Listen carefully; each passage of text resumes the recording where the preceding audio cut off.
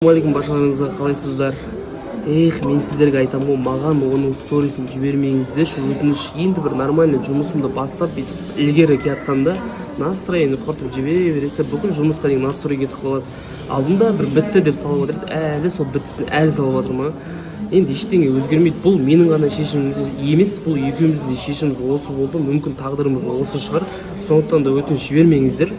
Там бірдеңе айтамын деп угрозалар айтып жатыр ғой. Если қазір ашумен бірдеңе айтып қоятын болса, потом мен де айтып қоятын болсам, вот елге қара беттің көкесі сол кезде болады. Лучше екеумізде қазір осы абырой тұрған кезде қоя салған дұрыс деп ойлаймын. Тыныштықпен. Каждый ұрыс сайын кете ал, не істеп отырсың, кете деген сөз бар ғой. Мына жерімде тұр. Татау, мен ана сөзді естісем кіршам кетеді. Мен өмірімдегі ең жек көретін сөздерімнің бірі болып қалды. Мен ана сөзді естісем, көзім қарауытып, арқам көтеріліп, кәдімгі өз-өзімді істей алмай, не істеп, не қойғанымды білмей қалам. Мен сол моментте үйден шығып кеттім де үйге оралған жоқпын. Мен білдім, если мен ана моментте үйде қалғанда ана ашумен бірдеңе болып, мен сотталып бірдеңе болатын еді. Лучше қазір ойланып отырмын, енді кетіп қалғаным дұрыс болған шығар мен үшін деп. Ойлады ғой, енді қазір машинасы жоқ, там да күнін көре алмай қайтып келеді деп ше. Бірақ нихуя ондай нәрсе алдағы уақытта болмайды. Әркім өз үшін өмір сүреді. Мен тем более еркек, мен любой жерден, тем более Қазақстанда мен басымды істесем, любой жерден ақша шығарып аламын. Ол мен үшін қиын емес. Так что өмір уақыт көрсетеді барлығын. Ойбай, общение болды сізге. Дұрыс қой, енді адам бірінші өзін жақсы көру керек қой. Енді қысқа киетінде сезон болып тұр. Қазір күн ыстық, шорты киетін болып тұр енді. Білмеймін, шортыйды қысқа десеңіздер, енді бықыстып джинсы киіп, или болмаса қалың бір нәрсе киіп жүретін жағдай жоқ. Бала шағама да қарап үлгерем, өзіме де қарап үлгерем. Енді күндіз түні бала шағамның жанында отырып, дым істемей өйтіп отыра алмаймын, өйткені мен ақша тауып, былай шығып жүріп қалған адам болғаннан кейін бұндай нәрсеге жоқпын енді, үйде отырғанға. Негізі мен хейт көтере алатын адаммын да. Адамдар, маған жазатын адамдар екі тарапқа бөлінеді. Менікі дұрыс емес дейтіндер бар, и мені қолдайтындар бар. Оған келісем. Соған қарай арамызда болып жатқан ұрыс-керістің екі тараптан да болатынын ұмытпаңыздар.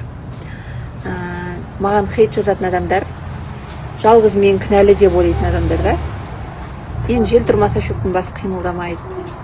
Бекерден бекер адам ажыраспайды. Оған бір емес бірнеше себептер бар деген сөз. Өйткені бірақ нәрсе болса, ол шешіп алатын нәрсе ғой, сөйлесіп отырып ше. Бірнеше проблемалар бар деген сияқты ғой. Енді алдынан бері инстаграмға айтып жүргенге еш нәрсені ашып айтпадық екі жақтан да, бірақ енді эмоциямызды көрсетіп қойып жатырмыз. Мен кеше айтқан болатынмын, жыныма тиетін болса барлығын шығарам деп. Бірақ кеше ойланып жаттым да түнімен ше. Мен қазір салонға келе жатырмын. Тырнағым сәл өсіпті. Всегда келетін осы Ханза деген салонға келдім. Диара әпкеге тырнақ істетіп алмасаң, қараңыздаршы, тырнағым деген әлі тұр ғой. Салонға келсем, ана жақта бір кісілер отыр екен. Королева болып отыр ғой. Кезектер тап. Ойбай. Қолын сүйетін жұртты алып берейін ба? Жүрек мені табады, мен оны емес. Көре алмайды бұл. Көре аламын, не көре алмайды? Болды, салонда жүргенмін. Құсы түбісті осы жерде жүру бар. Айтпақшы, бота жақында шетелге кетейін деп жатыр. Даже мен қолым арман болды ма?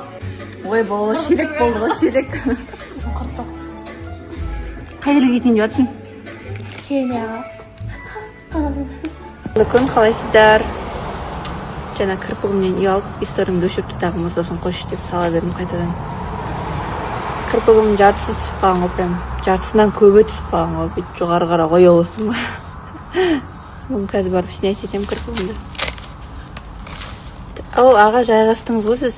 Тұрыңыз.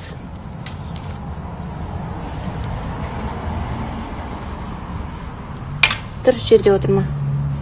Емір екеуміз далада жүрміз. Бүгін ерте тұрдым, кеш ұйықтадым прям. Кірамай тұр ғой. Үйге кіргізейін ба? Есікті ашайын ба? Ой, сен деген түріңнен сенің.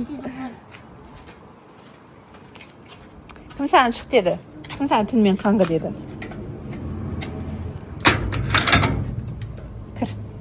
Қаңғы бас.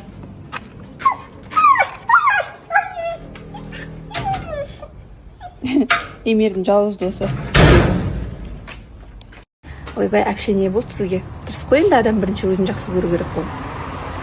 Енді қысқа киетінде сезон болып тұр. Қазір күн ыстық, шорты киетін болып тұр енді. Білмеймін, шортыйды қысқа десеңіздер, енді бықыстып джинсы киіп, или болмаса қалың бір нәрсе киіп жүретін жағдай жоқ. Бала шағама да қарап үлгерем, өзіме де қарап үлгерем. Енді күндіз түні бала шағаның жанында отырып, дым істемей өйтіп отыра алмаймын, өйткені мен ақша тауып, былай шығып жүріп қалған адам болғаннан кейін мұндай нәрсеге жоқпын енді, үйде отырғанға. Негізі мен хейт көтере алатын адаммын да. Адамдар, маған жазатын адамдар екі тарапқа бөлінеді. Менікі дұрыс емес дейтіндер бар, и мені қолдайтындар бар. Оған келісем. Соған қарай арамызда болып жатқан ұрыс керістің екі тараптан да болатынын ұмытпаңыздар. Маған хейт жазатын адамдар жалғыз мен кінәлі деп ойлайтын адамдар да. Енді жел тұрмаса шөптің басы қимылдамайды. Бекерден бекер адам ажыраспайды.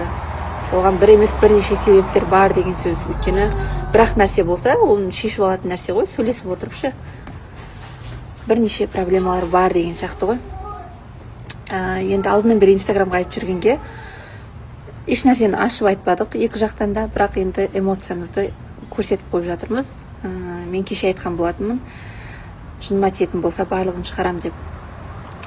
Бірақ кеше ойланып жаттым да түнімен ше.